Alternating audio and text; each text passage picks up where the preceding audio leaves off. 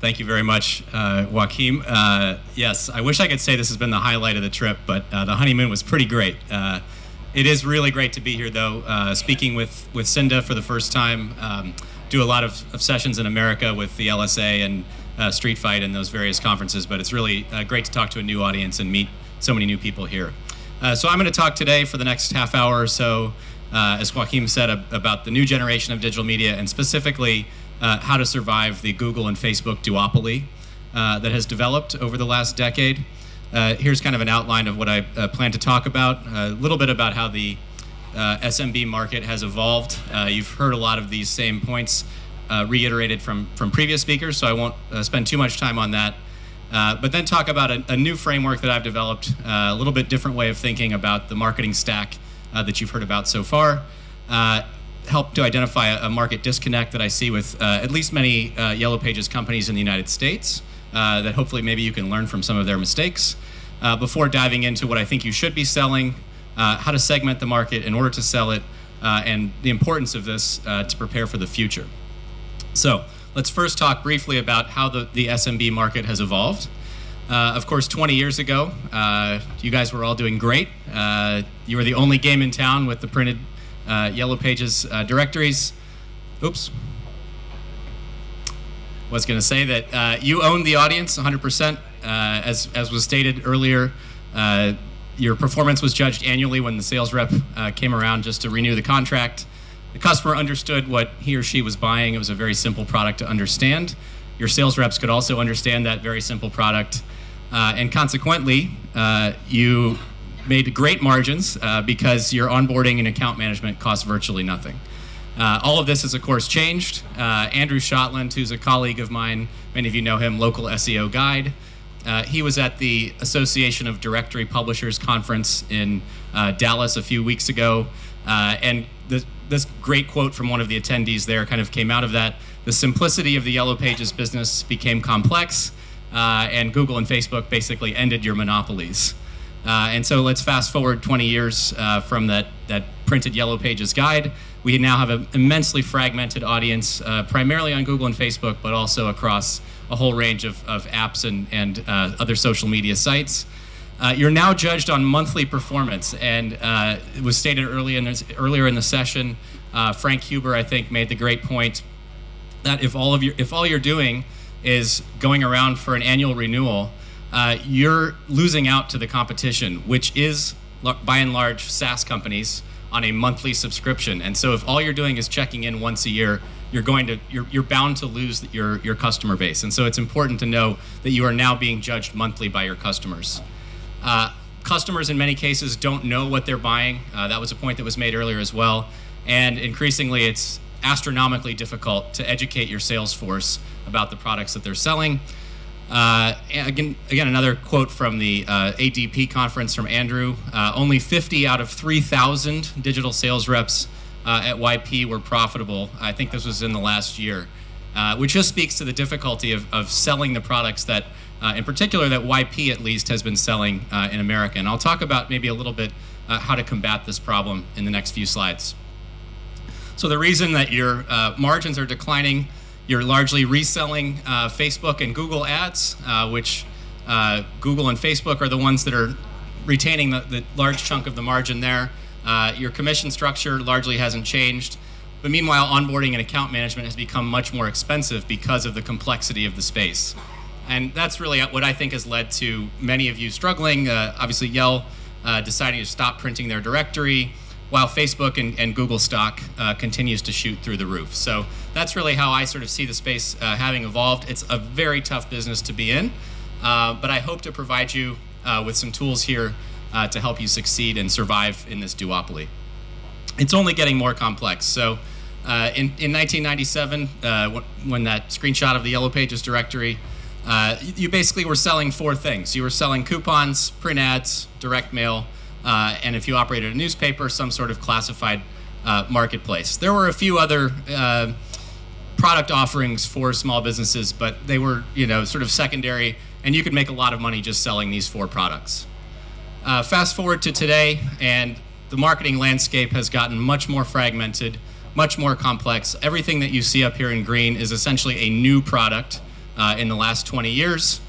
And the issue is that I think you're selling a lot of the wrong products out of that new set, and I'll talk about that in the next few slides.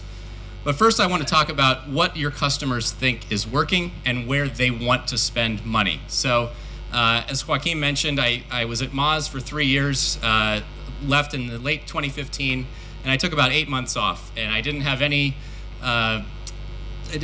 idea really what business I wanted to get into next, and I spent a lot of time analyzing all of the various surveys that the research organizations, largely in the United States, have done. So Street Fight, LSA, Clutch, there are a number of companies that do this research.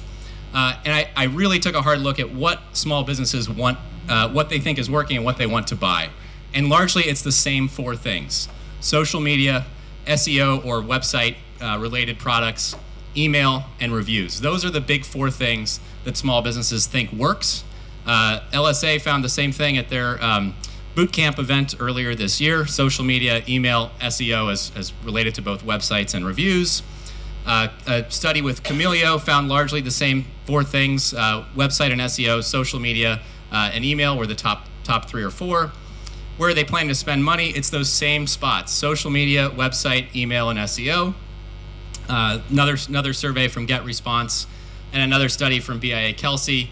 Here we see a little bit more around specific SEO tactic like listings management and specific review tactic like online satisfaction survey. So the evidence is pretty clear about the products that small business customers think work and the products that they want to buy.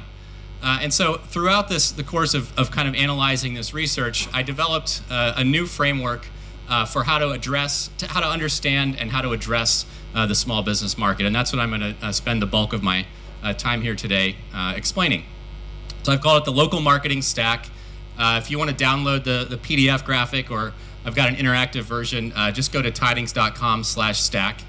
And the basic idea of this chart is I've laid out that whole mess of product channels, product options from a few slides, and I've laid it out in a more or less sequential fashion. So you can read this chart starting at the bottom left and working your way to the top right. And this is meant to represent the evolution as a small business evolves, which marketing products they need in order to succeed. And I'll explain how to kind of use this graphic as you're thinking about building your own stacks and your own product bundles to sell.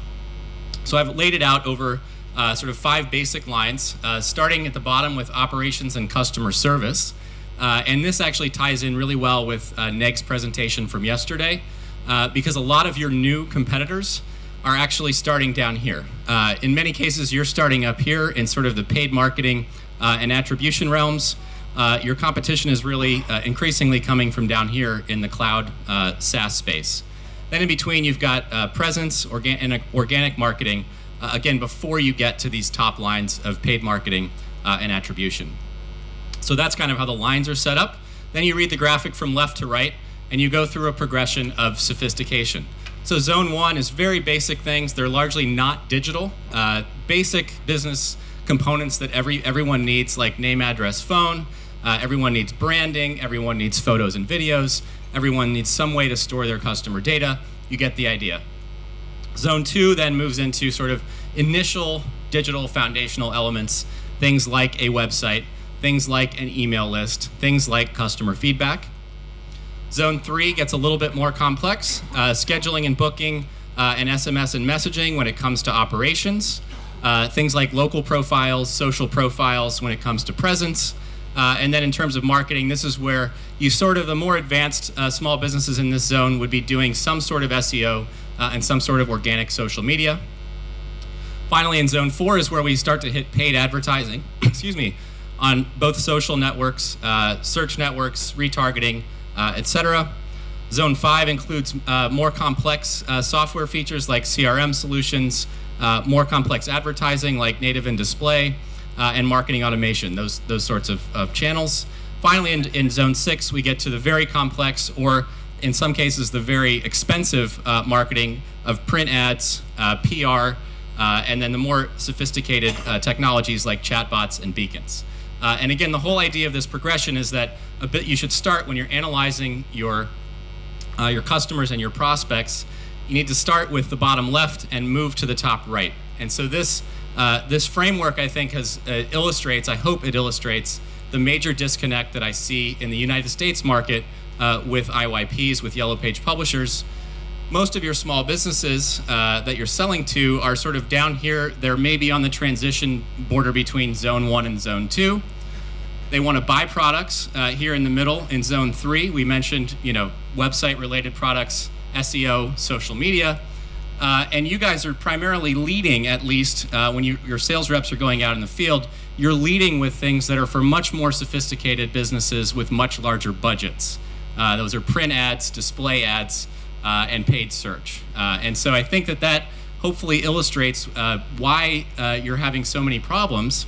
Your customers want these sort of more foundational marketing elements. Facebook ads are the exception. They definitely want social media. So that's a product that I think you're selling that aligns well with what your customers are asking for. But generally, you're selling advertising products, or at least leading with advertising products to an audience that has not expressed a demand for them. And so I think that's really the crux of why why your industry, at least, is having so many problems.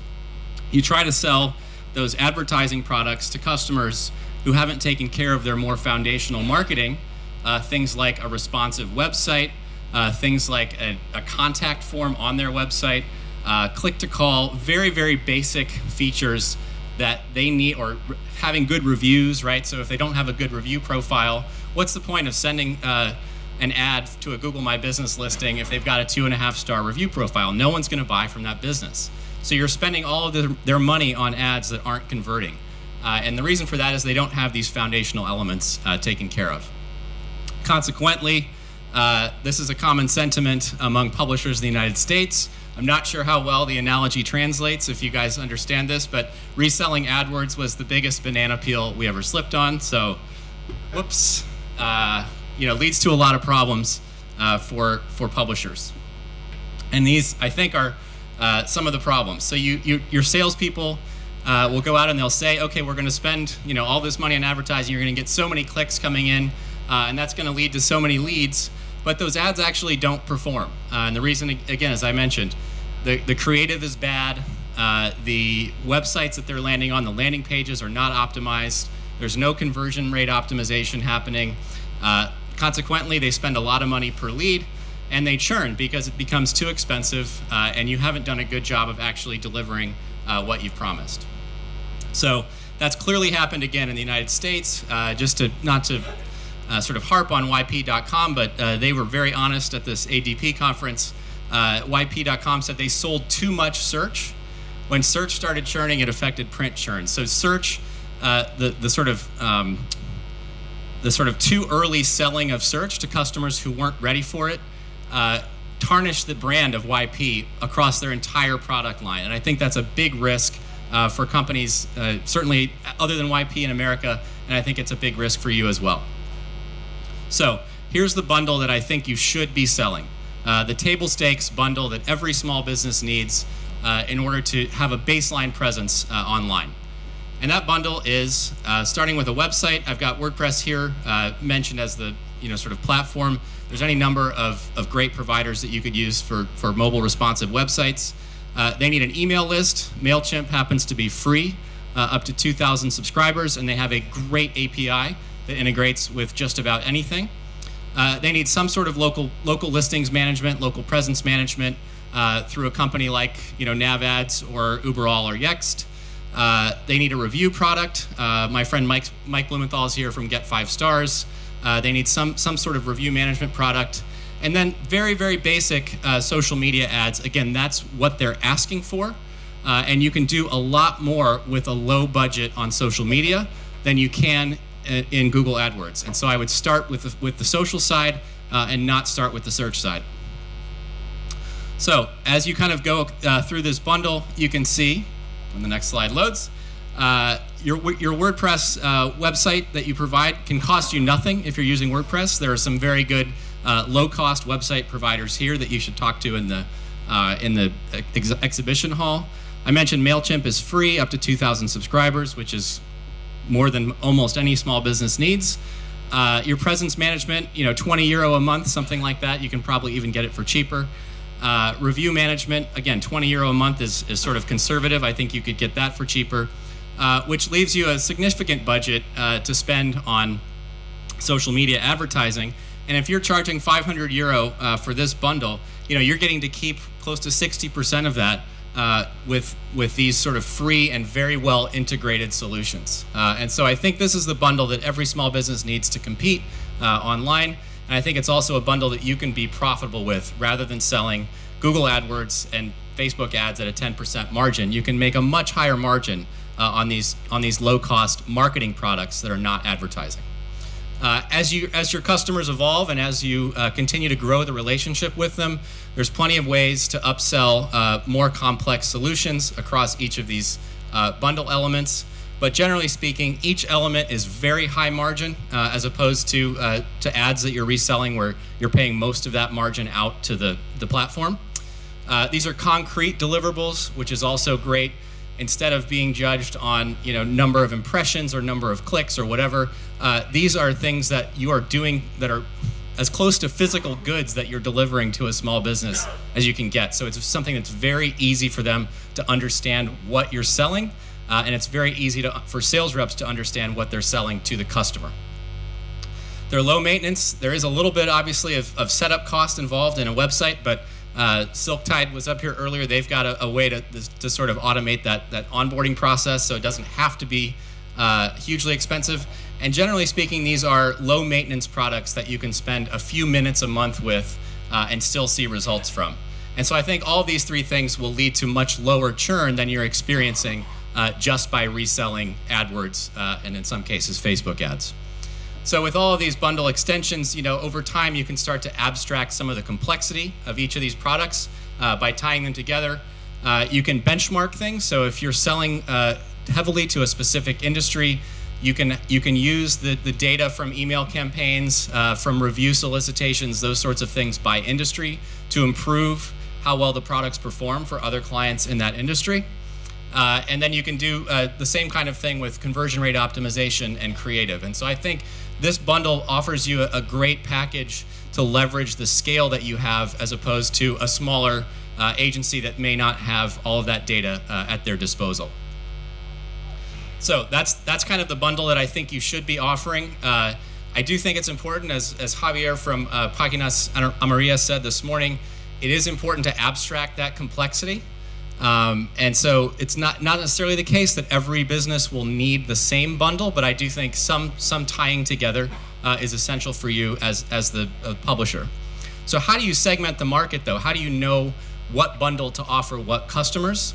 Well, I think you can use the local marketing stack that I've developed actually to segment that market by sophistication as well.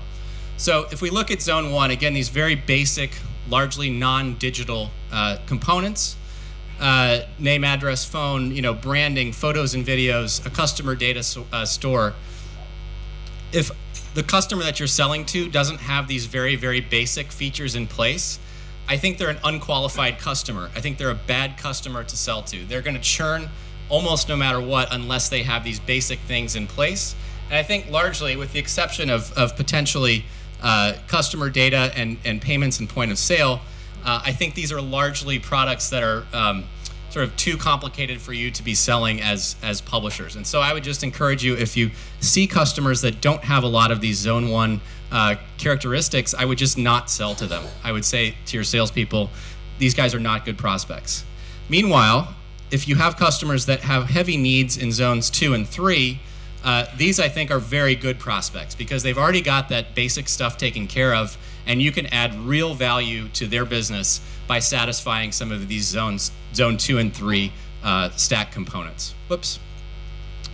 So you can build a software product that does this. I don't have the bandwidth to do this myself. I'm working on email newsletters, but some of you with larger engineering teams or other product relationships could build a product that audits a customer along all of these components.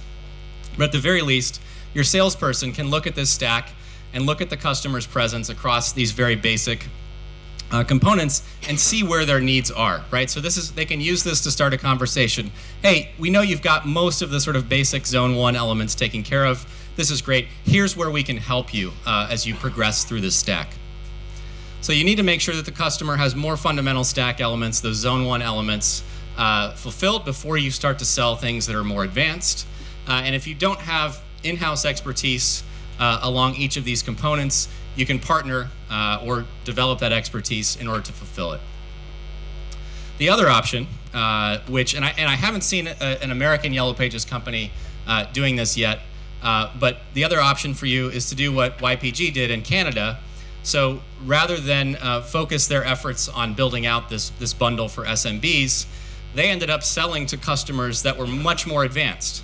So they built an entire division called Mediative, where they purchased a very advanced SEO and SEM agency called Enquiro, and they started selling to national brands that had already satisfied a lot of these more basic elements. And that's where they sold search and display and those sorts of things, and leveraged their expertise in those elements. So that's the other option, is just to switch the market that you're selling to if you want to continue to sell the same products. But keep in mind, I think Neg might have shown this slide yesterday. If he didn't, I'll bring it up here, that most small businesses are using upwards of seven channels for marketing, and it's incredibly unlikely, despite their expressed desire, that they're going to find a one-stop shop.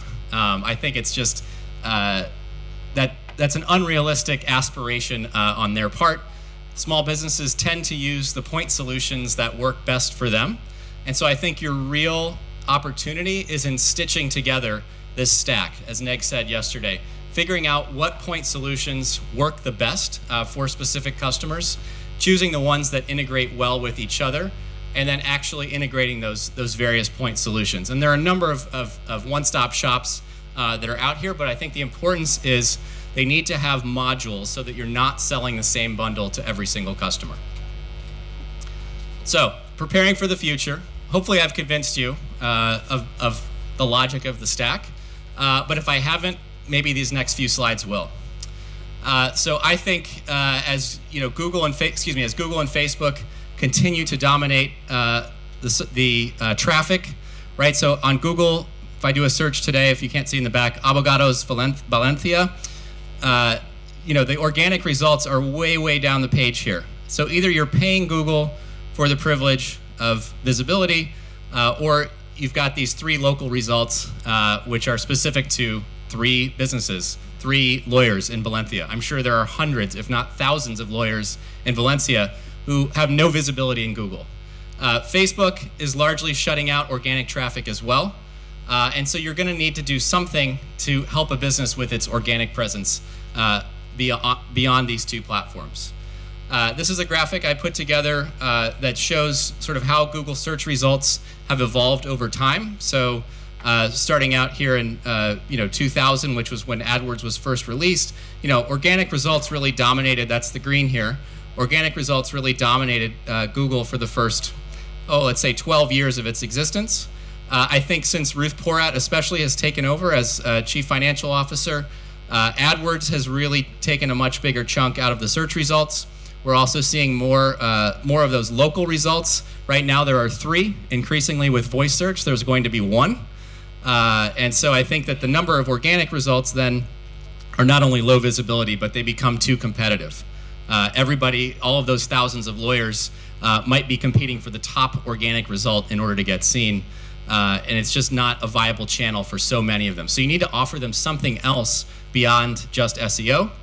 And you need to offer them something else beyond social media, because, as I said, Facebook is really dramatically decreasing the organic reach of a given post. And if all you're doing is selling advertising on Google and Facebook to get customers the visibility on those channels, again, your margins are going to be very, very thin.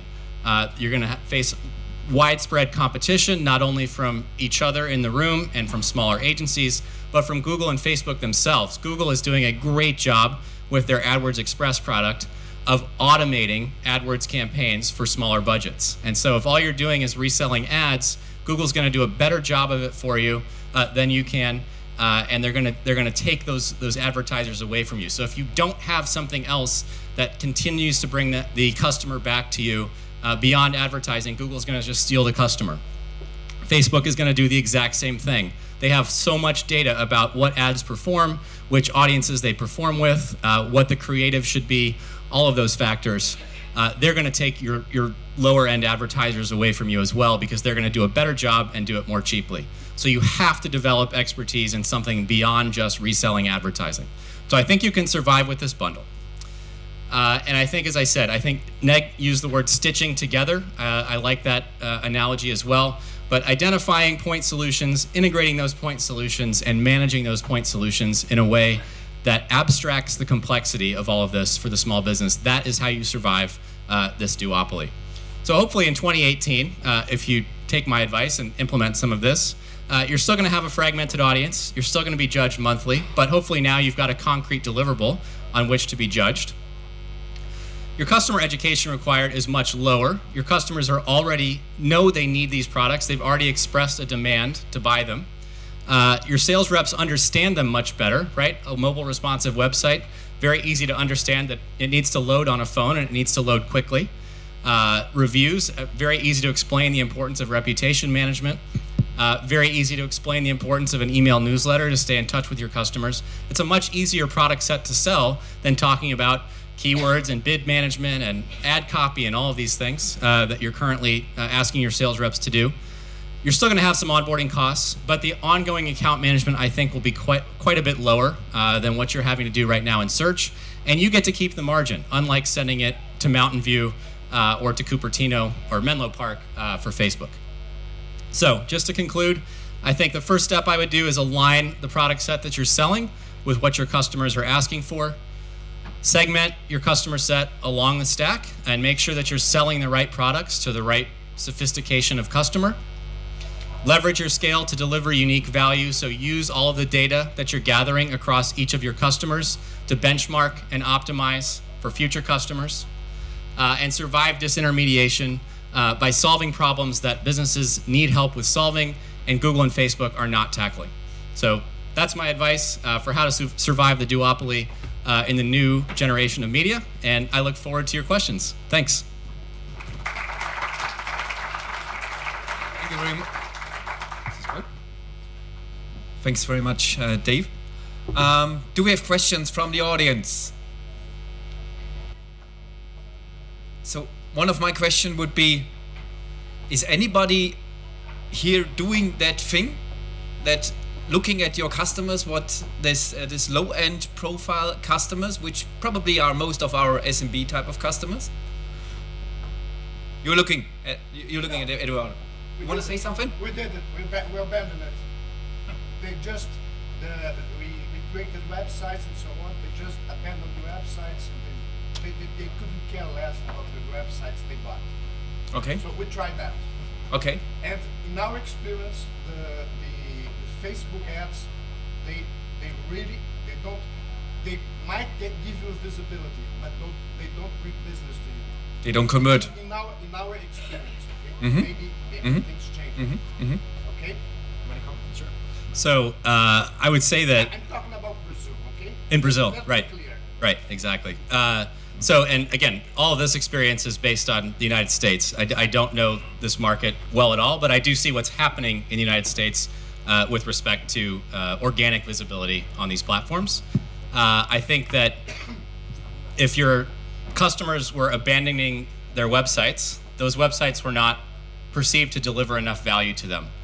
So I think that that's either a product problem, that the website actually wasn't good enough that you were building, or that you didn't demonstrate the value well enough through continuous communication with the customers. They don't care about results. That's the care of it, is that you can send beautiful reports, okay? They don't read it. Exactly. So it takes something, I think we heard earlier, the gentleman who was mentioning that the text messages to the customers to get them to engage, and doing a better job of presenting those results again, based on all the research, what they want to spend money on is the website, number one. So potentially... They might want to spend money on Facebook, but That's not going to bring them more business. Well, that I would disagree with. There are a lot of agencies in the United States who have done an excellent job driving business through Facebook ads, but Maybe. yeah. Maybe. But not the country. From Facebook to store, it's very low. Facebook to store is very low. Again, not necessarily the experience of a number of agencies in the States. Yeah. The customer wants people in the store. There's a question about Yeah. Or Sandy. It doesn't. I'm just curious, so this is very much suggesting what businesses want to spend money on. Do you have the correlation of how they're actually spending money? And do you see, is this, like, how futuristic is this, or is this today? Sure. So, I don't know if this is on. There we go.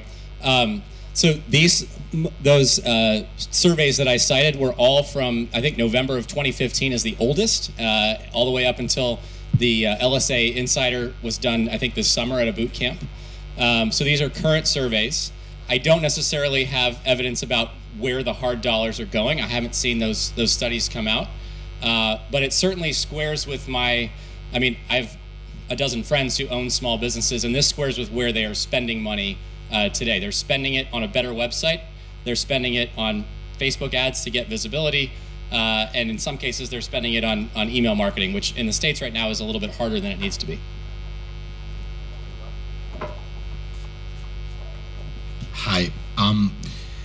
There is one thing that I don't really understand about your explanation that has to be with level 1 that you said that are not really good prospects. Can you detail more why you consider that we don't should sell products to them? Right. So I think that it will take much more effort for your salespeople to understand the products, for the customer to understand the products and the value they're delivering. Again, which could be part of this gentleman's problem. They're not ready for, they haven't expressed enough demand for these sort of basic level 2 products, which I think will lead to higher churn. So I think that it's going to be a lot of effort for very low return and diminishing returns over time as they cancel their contracts. It's a low return now. I'm sorry? It's a low return at the very beginning, Right. But who takes care about this kind of businesses? Right, exactly. There are other company who is gonna take care. That's right. Maybe the it's not a responsibility, but the commitment that we have as Yellow Pages is to bring those kind of SMBs step by step. Yep. From the very beginning. I know that from the very beginning it's so hard to convince them. You need to dedicate many efforts with the salespeople, and in fact, many of those SMBs didn't recognize the value Right. after they sell it. Yes. After they buy it. Yep. Sorry. But if we provide a service behind this product that they sell, and we demonstrate step by step, we can move all of them to the second phase. Agreed. Okay. So I think if you're able to build a very compelling self-service product Yeah. for that Zone 1 audience, that it's a great way to fill your pipeline as they grow. I haven't seen American companies building great self-service products. Even the really great sort of presence auditing tools, the one from Pagione I thought looked great earlier on, Solocal, sorry, I thought looked really good. But I don't know that those solutions, those self-service solutions, are actually bringing on customers who are at that low of a level of sophistication. Well, it's not only self-service, because at the end needs a company who provides the service. Right. Not do it by yourself, because you are not gonna do it. But I guess that's my point. It's going to be so expensive to bring those customers along that I think you'll lose money on them in the long run. And I would start, there's plenty of companies that have Zone 1 taken care of that need a ton of help in Zones 2 and 3. And I think it's going to be an easier sale and a lower churn rate in that audience. Then we have to analyze the market, which is the percentage of the market that are on the first zone. That's right. And if you can develop a solution that helps them, you'll make a ton of money. Yeah. You know what the products they really love? It's a paper performance, paper call. A mover in São Paulo pays like 10 euros for one phone call, and they don't care what you do. You will put a website, AdWords, Facebook. You do whatever you want. I pay you 10 euros Sure. each time. This number, Yep. it's It's a virtual number. Rings, I pay you 10 euros. They love it because they see the result. Okay, they pay for the phone call. Because they know what they earn with one phone call. One in 10 Mover, phone calls. how much? Yeah. They for each 10 phone calls, they get one job. Then they pay the $100 for $800 a job. Great. It's- point around being able to get a $10 phone call, you have to have some of these basics in place. Exactly. They won't make a phone call. That's right. They're not going to call. They're not going to call the plumber with 5 one-star reviews. Yeah. They're just not going to get the call. No, but that's up to us to do. Okay, they don't care what we do. If we put AdWords, if we put Facebook, if we use our website, if you use the banners, whatever we do, they don't care. They pay for the phone call. So you do whatever you think it's good for me, and then I don't care. The $10 I pay phone. for the result. But without these foundational elements, the phone call that's $10 today Will is not- going to be $100 tomorrow, and your margin on that is going to go down to $1. Yes. We had this experience in other The point I markets. think he's making is the fact that the small business in this scenario, they don't really care whether it comes from Facebook or from Google Right. or what have you. Yes. All they care about is a phone call. Yeah. So where these two come together is you've got to do the work that you're talking about. Right. Which is get these fundamentals in place so you can get the $10 phone call. And what you're looking at, Eduardo, is being able to do and sell calls for $10. Right. Right? You can't do one without the other. Exactly, but what I'm saying that instead of trying to educate the customer, you don't have to educate. You just say. You just "Well, have to do those first 4 things. Exactly. I do. Let us handle it. Okay. We'll visit you. We'll take pictures. We'll make a movie. We'll take care. Okay. Yeah. Well, we'll take care. Okay. And then you pay for results. And I didn't understand what's going to be 100. It's going to be 100. The cost of that call to acquire the traffic is going to grow exponentially as more. Why? Oh, the cost. You don't do the basic things that Right. David just showed. They're Ah. in the U.S. There are, It's but highly competitive. It's not the case. it, it will get competitive over here. Brazil, it's not that They, competitive. so Google and Facebook have basically maxed out their growth rate in the United States. So they have to come to other markets, and that's where their growth will be in the future. That's where the prices are going to go up even more dramatically in the future. Right. Okay. Thanks very much. Thank you guys Great very much discussion, for the great questions and for presentation. listening. Thanks a lot.